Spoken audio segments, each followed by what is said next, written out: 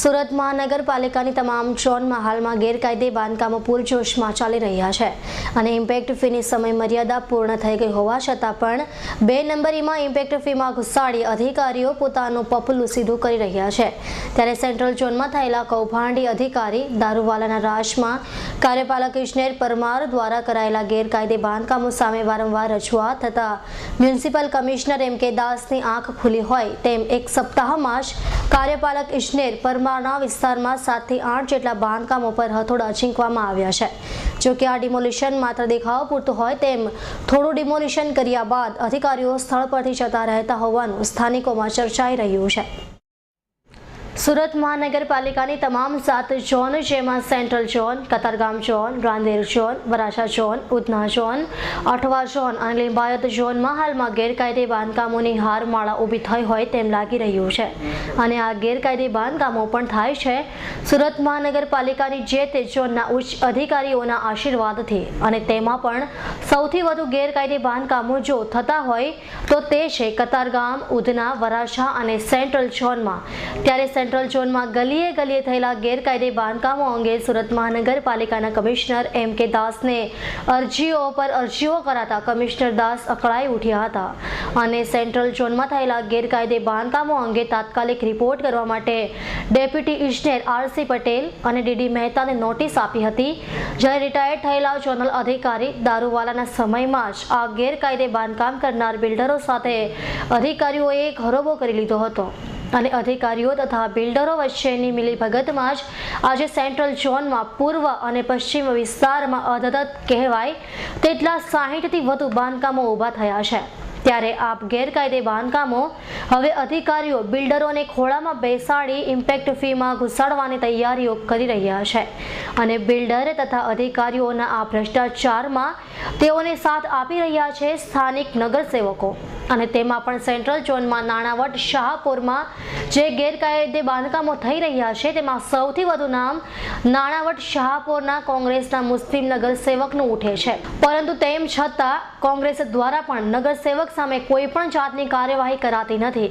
ત્યારે municipal commissioner એમ કે દાસને રજૂઆતો કરાતા ગત સપ્તાહમાં સેન્ટ્રલ ઝોન દ્વારા જુદા જુદા વિસ્તારોમાં 8 થી વધુ ગેરકાયદે બાંધકામો તોડી પડાયા હતા। ત્યારે ફરી સોમવારે કોંગ્રેસી આગેવાન એવા રઉફ બોમ્બેવાલાનું વડા ચૌટા ખાતે થયેલા મિલકત નંબર 812 વાળું ગેરકાયદે બાંધકામ તોડી પડાયું હતું અને સાથે IP મિશન સ્કૂલની ગલીમાં થયેલા 1892 વાળી મિલકતનું પણ ગેરકાયદે બાંધકામ તોડી પડાયું હતું। તેથી હવે આવનાર દિવસોમાં સેન્ટ્રલ ઝોનમાં વધુ ગેરકાયદે બાંધકામો તૂટશે તેમ લાગી રહ્યું છે। જો કે નગરસેવકો અને બિલ્ડરો ઉપર લેવલથી સેટિંગ કરવા પણ દોડધામ કરી રહ્યા હોવાનું સ્થાનિકોમાં ચર્ચાઈ રહ્યું છે। આજે દુનિયાભરના તમે વરાછાપા જાઓ, અમરોલીમાં જાઓ, કોસાડ જાઓ, વરિયાઓ જાઓ, કોટની બહારના દરેક જગ્યાના ઉપર આજે ગેરકાયદે બાંધકામનો ઢગલો છે। આજે લગભગ જે ઇમ્પેક્ટ ફી ભરવા માટેની જે ફાઇલો આવી હતી એ ફાઇલો લગભગ 2,20,000 મેં પેપરના અંદર વાંચી હતી।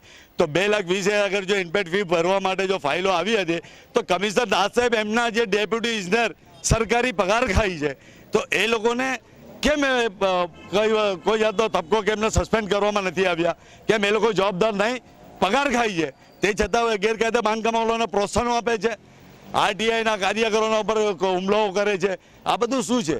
એક વખતના એ જ અમારા કમિશનર દાસ સાહેબ સુરત આવ્યા છે, એ જે માહિતી આયોગના કમિશનર હતા ત્યાંથી સુરત આવવા માટે આવતા પહેલાં જ અમારા સેન્ટ્રલ ઝોનના ડેપ્યુટી કમિશનર CY ભટ્ટ શ્રીને RTIના અંદર 25,000નો દંડ કર્યો હતો, ત્યાર પછી સુરતના કમિશનર બન્યા છે।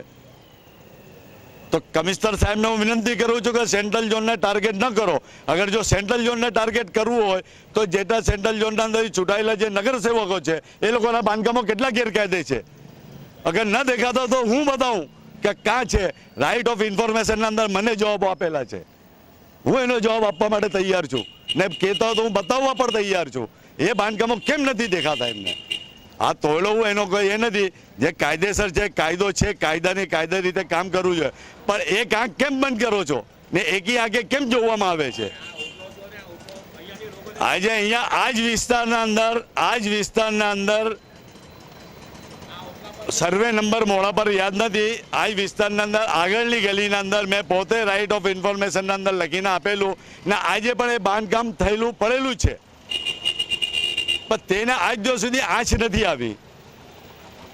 તો એ હે તમે પ્રજાને શું કહેવા માંગો છો? હું પ્રજાને એમ કહેવા માંગુ છું કે જે ગેરકાયદે બાંધકામને તોડવા માટે જે અભિયાન ચલાવ્યું છે તે આવકારતા કે હું ના નથી કહેતો, પણ એક તરફી શું કામ? માત્ર ને માત્ર સેન્ટ્રલ ઝોનને શું કામ એ લોકો ધ્યાનમાં આવે? કેમ બાકીના ઝોનો કાંઈ ગયા?